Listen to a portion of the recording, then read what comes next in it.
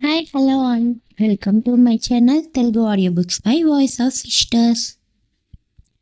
భూమి చేతుల్లో ఫైల్తో నిలబడి బిల్డింగ్ పై అంతస్తు వరకు చూస్తుంది. దానిపై పెద్ద అక్షరాలతో ది వర్మస్ ఎంపైర్ అని రాయబడింది. అంత ఎత్తైన భవనాన్ని చూడగానే ఆమె తల పూర్తిగా వెనక్కి వంచి చూసింది. ఆమె మెడను తడుముతూ, అయ్యో దేవుడా, ఇంత ఎత్తైన భవనం, పొరపాటున ఎవరైనా పడిపోతే బతికే అవకాశం లేదు. నన్ను ఇక్కడి నుంచి తోసేయాలని ఆకాష్ గారు పిలిచారా? నిజంగా అలా తోసేస్తే నేను ఎలాగో బతకను. నేను పొరపాటున పడిపోయానని అతను అందరినీ నమ్మించవచ్చు అన్న ఆలోచనతో భూమి కంగారు మొదలైంది.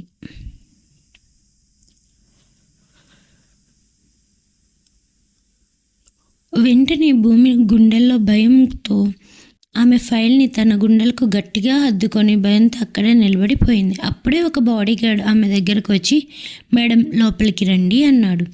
భూమి మెల్లగా అతనితో పాటు బిల్డింగ్ లోపలికి నడిచింది. ఆఫీస్ లోపల అందరూ ఆమె వైపే చూస్తున్నారు.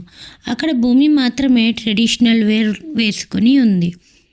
Sky blue colour salwar suit, ఎప్పటిలాగే ముసుగు కప్పుకున్న దుప్పట, చేతుల నిండుగా మట్టి గాజులు, మెడలో మంగళసూత్రం, పాదాలకు మెట్టెలు పట్టీలు. ఆమె కుంటుతూ నడవడం వల్ల గల్లు గల్లుమని మోగుతున్నాయి.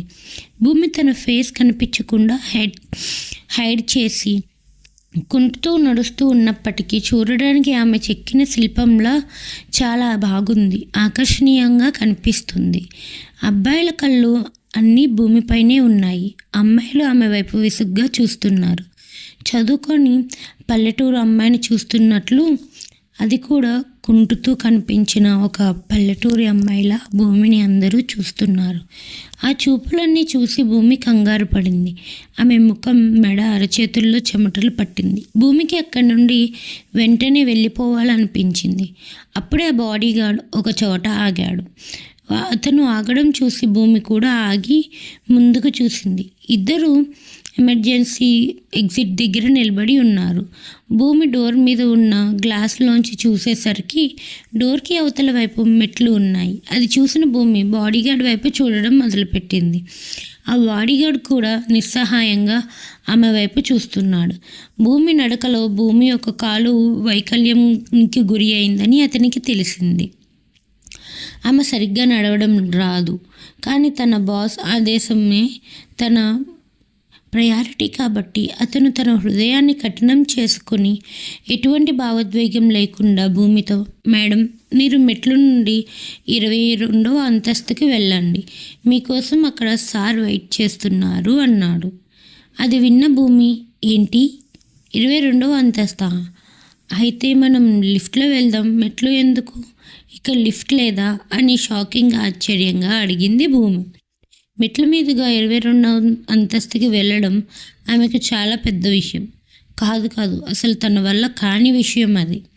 బాడీగార్డ్ తల వంచుకొని, కానీ మేడం, సార్ మీరు మెట్ల మీద మాత్రమే రావాలని చెప్పారు, కాబట్టి మీరు ఇప్పుడే వెళ్ళాలి అని చెప్పి అతను తలుపు తీశాడు. మెట్లు చూడగానే భూమి కళ్ళల్లో నీళ్లు తిరిగాయి. ఆమె మళ్ళీ అలా దీనంగా అతని వైపు చూడడం ప్రారంభించింది. బహుశా అతను తనకు సహాయం చేస్తాడేమో అన్న ఆశతో. కానీ ఆ బాడీగార్డ్ ఆకాష్ ఆదేశాలను విరుద్ధంగా చేయలేకపోయాడు. అందుకే అతను భూమి నుండి కళ్ళు పక్కకు తిప్పి, సారీ మేడం అంటూ, ఇది చూసిన భూమి తనకి ఇంకా ఎవరూ సహాయం చేయలేరని అర్థం చేసుకుంది. భూమికి తన పరిస్థితి తలుచుకొని భయం వేసింది. దానికన్నా ఇప్పుడు వెళ్ళకపోతే ఆకాష్ ఏం చేస్తాడో అన్న భయం భూమిని ఇంకా భయపెట్టింది. భూమి మెల్లగా మెట్లు ఎక్కడం ప్రారంభించింది. తన కాలి వల్ల ఎక్కడం ఇబ్బందిగా ఉన్నా స్లోగా కుంటుతూనే ఎక్కుతుంది. భూమి 2 అంతస్తులు ఎక్కగానే భూమికి ఎక్కడం కష్టంగా మారింది. ఆమె కాళ్ళు నొప్పి ప్రారంభమైంది. ఆకాష్ క్యాబిన్లో తన పని తాను చేసుకుంటున్నాడు. కానీ అతని దృష్టి పని మీద కాకుండా భూమిపైనే ఉంది. ఆ నలుగురు ఒకరితో ఒకరు మాట్లాడుకుంటున్నారు. కానీ దర్శన్ వారి సంభాషణలో చేరలేదు. దర్శన్ మరింకేదో ఆలోచిస్తున్నాడు.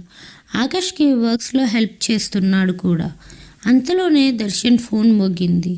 అతను కాల్ అందుకున్నాడు. అవతలి వ్యక్తి చెప్పింది విన్న తర్వాత, సరే అతన్ని లోపలికి తీసుకురండి అన్నాడు.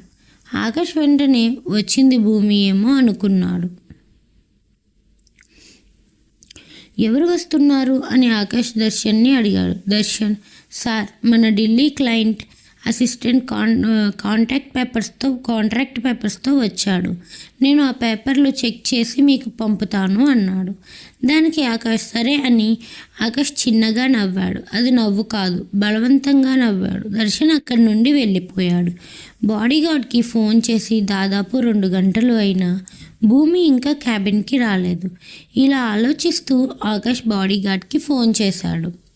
హలో అని బాడీగార్డ్ అనకముందే ఆకాష్ ఆమె ఎక్కడ ఉంది అంటూ కఠినంగా అడిగాడు.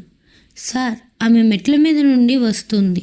మీరు చెప్పినట్లే ఆమెని మెట్ల దారి చూపించాను. ఆవిడ రావడానికి చాలా టైం పడుతుంది. ఇప్పటికీ దాదాపు 3 గంటలైంది. మేడం మధ్యలో ఎక్కడైనా రెస్ట్ తీసుకుంటుందేమో, వెళ్ళి చూడు అంటూ గట్టిగా అరుస్తూ ఫోన్ పెట్టేశాడు ఆకాష్.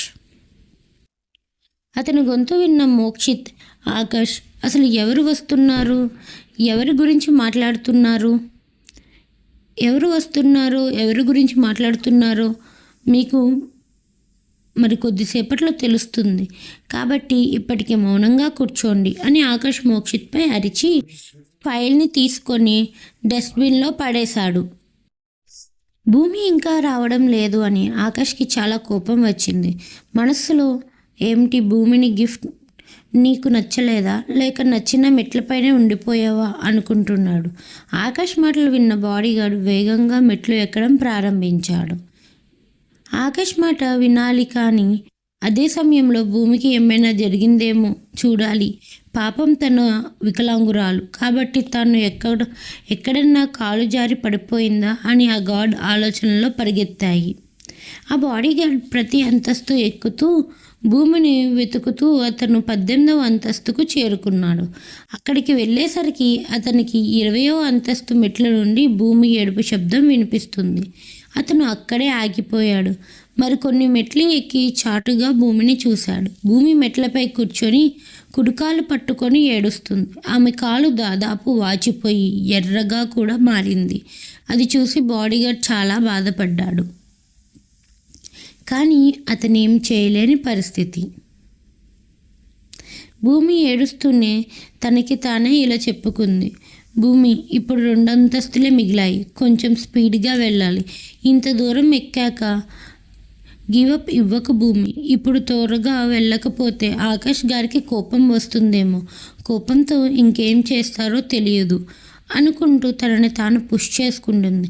ముందే అమ్మ చెప్పారు ఆకాష్ గారికి కోపం తెప్పించొద్దు అని.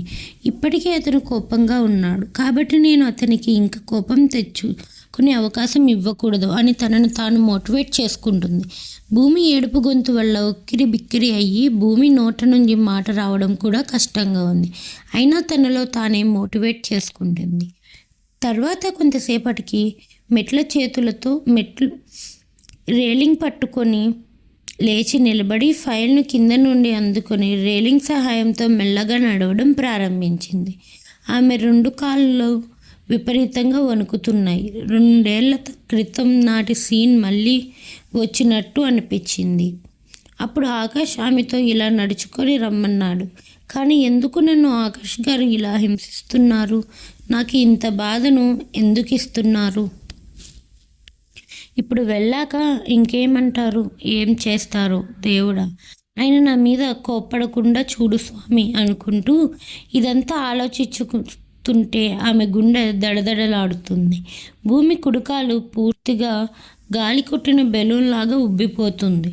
మెల్లగా ఎర్రగా మారి అడుగు మెట్టు మీద పడుతుంటే తనను నొప్పుల మీద నడుస్తున్నట్లు అనిపిస్తుంది భూమికి. భూమి వేసే ఒక్కొక్క అడుగు తనలో బాధని పెంచడమే కాదు, తన మీద తనకి విరక్తి పుట్టేలా చేస్తున్నాయి. అడుగు నేల మీద పడగానే తనకి తెలియకుండానే ఏడుపు వచ్చేస్తుంది. అలానే భూమి పూర్తిగా చెమటలతో తడిచిపోయింది. ఎక్కువ నడవడం వల్ల తన కన్నులు ఉబ్బిపోయాయి. ముక్కు ఎర్రబడింది. ఎక్కువ ఏడడం వల్ల కళ్ళు ఉబ్బి ముక్కు ఎర్రబడింది. ఒళ్ళు వేడెక్కడం మొదలుపెట్టింది. తనకేం జరుగుతుందో తనకి పట్టింపు లేదు. కేవలం ఆకాష్కి ఫైల్ ఇవ్వాలన్నదే తన మైండ్లో ఉంది. అడుగడుగుకి ఆవేదన పెరుగుతుంది. మెట్లు మెట్టుకి మౌనంగా మూలుగుతుంది. భూమిలో భయం బాధని కూడా అధిగమించింది. కళ్ళు బయర్లు కమ్ముతున్నాయి. కాళ్ళు వణుకుతున్నాయి. రేలింగ్ మీద భూమి హ్యాండ్స్ గ్రిప్ కూడా సడలుతుంది. ఒక్కసారే ముందుకు తూలింది భూమి. భూమిని గమనిస్తున్న ఆ బాడీగార్డ్ భూమి బాధని చూసి తన నిస్సహాయ స్థితికి తనని తానే తిట్టుకున్నాడు. బాస్ ఇంత కఠిన హృదయుడు కలవాడు అని నేను తనలో తానే అనుకున్నాడు. కొద్దిసేపు ఆగి నా భూమి కుడికాలు నేలకి తాకకుండా కొంచెం పైకే ఉంచింది. కానీ అది ఊడిపోతుందేమో అన్నంత బాధని మాత్రమే భరిస్తుంది. కొంతసేపటికి ధైర్యం కూడగట్టుకొని భూమి ఒక్కొక్కటిగా మెట్లు ఎక్కి మిగిలిన 2 అంతస్తులు దాటింది. 22వ అంతస్తులో ఎంట్రన్స్ ముందు ఉన్న ఆకాష్ బాడీగార్డ్ భూమిని చాలా దారుణమైన స్థితిలో మెట్లు ఎక్కి రావడం చూసి అతను వెంటనే భూమి వద్దకు వచ్చాడు. భూమి కాలు పూర్తిగా ఈడుస్తుంది. కాలికి స్పర్శ కూడా లేదు. భూమి ఎంత ట్రై చేసినా కాలు లెగడం లేదు. భూమిని ఆ పరిస్థితిలో చూసి అసలు ఎవరు మీరు మెట్లు ఎక్కి ఎందుకు వస్తున్నారు, ఎవరి కోసం వచ్చారు అని అడిగాడు ఆ బాడీగార్డ్. కానీ భూమి నోటి నుండి మాట రాలేదు. భూమి ఆయాసపడుతూ గట్టిగా గాలి పీల్చుకుంటూ పెరుగుతున్న గుండె వేగాన్ని అదుపు చేస్తూ ఏడుస్తూ తన బాధను భరిస్తూ గోడ పట్టుకొని తనను తాను నియంత్రించుకోవడానికి ప్రయత్నిస్తుంది. బాడీగార్డ్ ఆమెను మళ్ళీ అడగ్గా వెనక నుంచి వస్తున్న బాడీగార్డ్ ఆకాష్ సార్ ఆమెని రమ్మన్నాడు అని చెబుతాడు. అప్పుడు వెంటనే ఆ బాడీగార్డ్ ఏమీ మాట్లాడలేదు. ఆకాష్ క్యాబిన్కి ఎలా వెళ్ళాలో భూమికి చూపించాడు. భూమి కాలు ఈడ్చుకుంటూ అలా ఈడ్చడం వల్ల ఇంకా ఎక్కువ కుంటుతూ ఆకాష్ క్యాబిన్కి వచ్చింది. కళ్ళు మూసుకొని తల వెనక్కి ఆనుకొని కుర్చీలో కూర్చున్న ఆకాష్ ఒక్కసారిగా కళ్ళు తెరిచి తలుపు వైపు చూశాడు. 2 క్షణాల క్రితమే అతని గుండె వింతగా కొట్టుకోవడం మొదలైంది. భూమి బయట ఉన్నట్లు ఆకాష్ ఎందుకు ఫీల్ అయ్యాడో అతనికి తెలియలేదు. నిజంగానే తను వస్తే లోపలికి వస్తుందిగా అని చూస్తున్నాడు. అతను తలుపు వైపు చూస్తూ ఉన్నాడు. 5 నిమిషాలు అయింది. కానీ భూమి ఇంతవరకు క్యాబిన్ లోపలికి రాలేదు. ఆమె బయట నిలబడి తనను తాను నియంత్రించుకుంది. తలుపు గ్లాస్దే, కానీ బయట ఎవరైనా ఉన్నారా లేదా అని క్యాబిన్ లోపల నుండి చూడడం సాధ్యం కాదు. కానీ ఆకాష్కి భూమి బయట నిలబడి ఉందని తన మనస్సులో చెబుతుంది. ఆమె వచ్చింది, కానీ ఆమె ఇంకా లోపలికి రాలేదు. నన్నే వెయిట్ చేపిస్తుంది అన్న విషయం అతని కోపాన్ని మరింత పెంచింది. కోపంతో గట్టిగా, ఇప్పుడు నిన్ను లోపలికి తీసుకురావడానికి బయటకు వచ్చి స్వాగతం పలకాలా అని అరిచాడు ఆకర్ష్. అతని హఠాత్తుగా అరుపు విని క్యాబిన్లో కూర్చున్న పృథ్వీ, మోక్షిత్, కునాల్, వృంద ఆశ్చర్యంగా ఆకాష్ వైపు చూడడం ప్రారంభించారు. బయట నిలబడి ఉన్న భూమికి వణుకు మొదలైంది.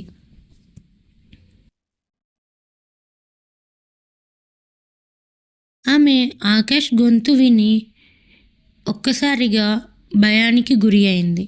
ఇప్పుడు నిన్ను లోపలికి తీసుకురావడానికి బయటికి వచ్చి స్వాగతం పలకాలా అని మళ్ళీ అరిచాడు ఆకర్ష్.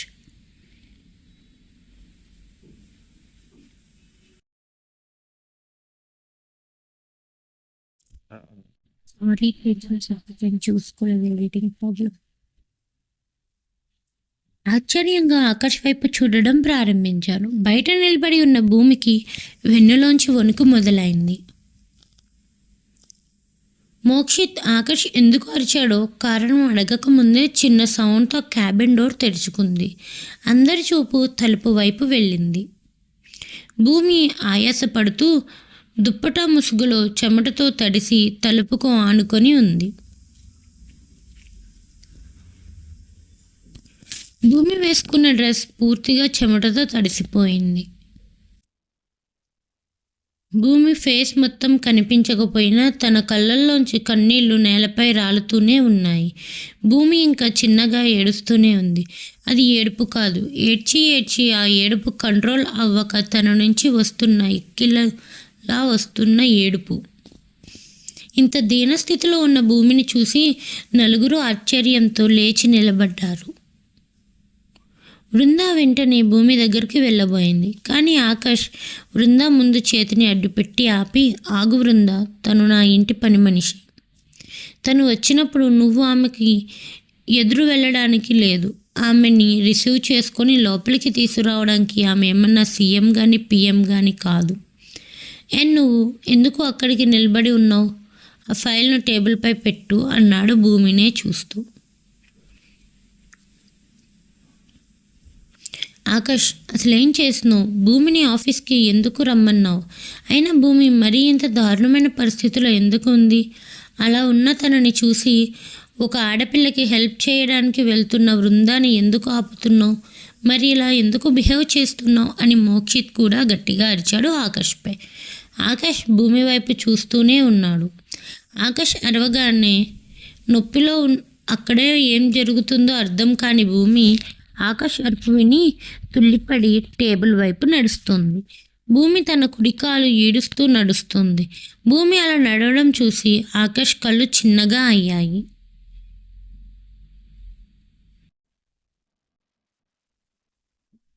భూమి వృంద ఆకాష్ వైపు చూడకుండా భూమి దగ్గరికి వెళ్ళి వెంటనే భూమి భుజాలు పట్టుకొని, భూమి అసలు నీకేమైంది?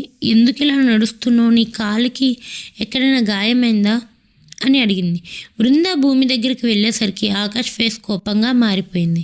మేడం మెట్లపై జారి పడిందేమో, కాలు బెనుకుంటుంది, అంతకు మించి ఇంకేముంటుంది అని 2 చేతులు ప్యాంట్ జోబులో పెట్టుకొని భూమి వైపు వస్తూ అన్నాడు ఆకాష్. మెట్లపై పడిపోయిందా? అంటే తను మెట్లు ఎక్కి వచ్చిందా? ఆకాష్ మాటలు విన్న నలుగురు కలిసి ఒకేసారి షాక్ అయ్యి అడిగారు. అలానే ఈగోతో రగిలిపోతున్న ఆకాష్ గర్వంగా తల ఎత్తుకొని 2 హ్యాండ్స్ ఫ్యాన్ జేబులో పెట్టుకొని చిన్న స్మైల్ ఇస్తూ వాళ్ళని చూశాడు. భూమి తన అంతట తాను రాలేదు అంటే దాని అర్థం నువ్వే తనని ఆఫీస్కి రమ్మన్నావు, అది కూడా 22 అంతస్తులు నడుచుకుంటూ రమ్మన్నావు. నీకు భయపడి భూమి మెట్ల మీద వచ్చింది. అసలు ఆకాష్ ఎందుకు ఇలా బిహేవ్ చేస్తున్నావు? అందులోనూ ఈ అమ్మాయి భూమి విషయంలో మరీ సాడిస్ట్లా బిహేవ్ చేస్తున్నావు అన్నాడు పృథ్వీ. అప్పుడు ఆకాష్ కోపంగా భూమి వైపు వెళ్ళి ముసుగు మీద నుంచి భూమి దవడ అంటే బుగ్గలు పట్టుకొని, నేను ఆమెకి నా ఇంట్లో తన స్థానం ఏంటో గుర్తు చేయాలి అనుకుంటున్నా.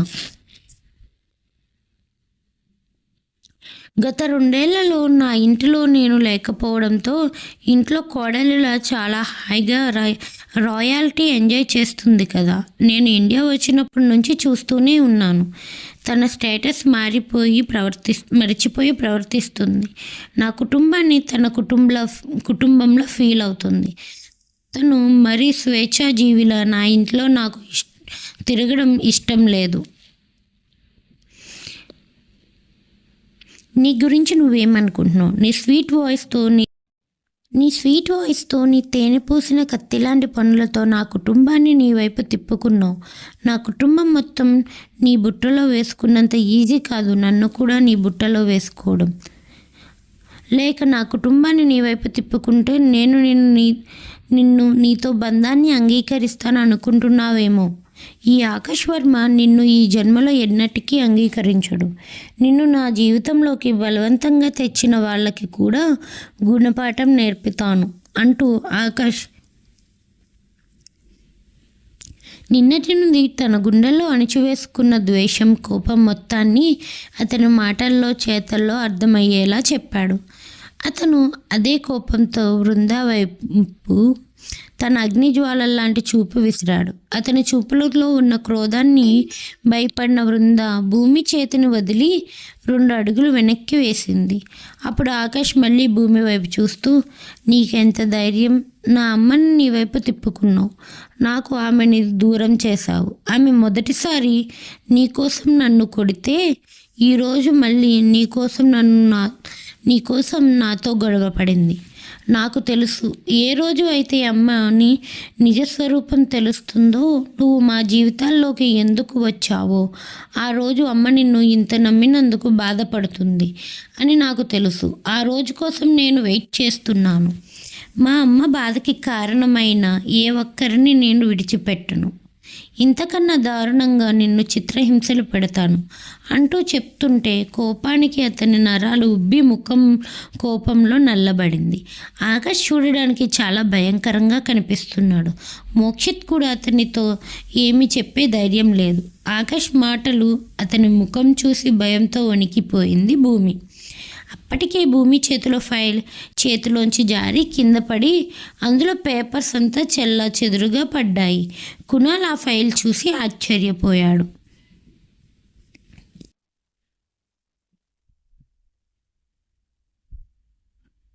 స్టోరీ ఎలా ఉందండి?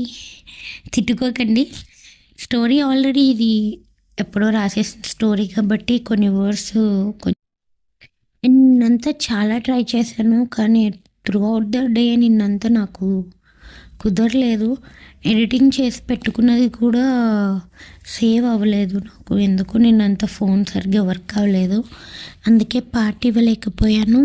అండ్ మెంబర్షిప్ తీసుకున్న ప్రతి ఒక్కరికి 2 days ముందే పార్ట్ అనేది ఓపెన్ అవుతుందని ముందు నుంచే చెప్తున్నాను. ప్లీజ్ మా ఛానల్ని సబ్స్క్రైబ్ చేసి వీడియోస్ని లైక్ చేయండి, కామెంట్ చేయండి.